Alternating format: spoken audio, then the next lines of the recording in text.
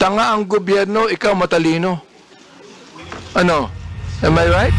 You said, in Tagalog, ang tanga ng gobyernong to, not just as leaders, but as human beings. Mr. Chair, when one is angry, one says bad things.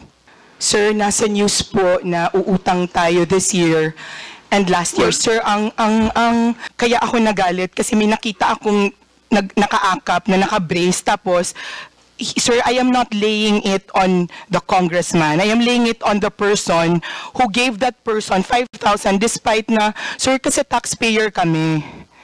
Masakit, sir, na makikita namin na... Ms. Quezet, may I ask you the question, how much taxes did you pay? And I will tell you how much tax I paid. Sir, hindi naman po kayo yung sinasabihan ko ng tanga, Mr. Chair. Kaya It tinatanong was the kita, Mr. process Chair. of distributing the up. Tinatanong kita kung saan mo kinuha ito. Sa news mo lang pala kinuha eh. Wala kang documents. You cannot even tell me if you're telling facts or truth. Sir, nasa news po kasi na mag-uutang tayo. My goodness, ibig mo sabihin, you're going to base your statement, tanga ang gobyerno, sa news na nabasa mo, Mr. Chair, and then you're telling me you're a journalist, and you're telling me that you're speaking the truth? I apologize for saying the word tanga in my post. Maraming salamat, Mr. Chair, for admitting that, no?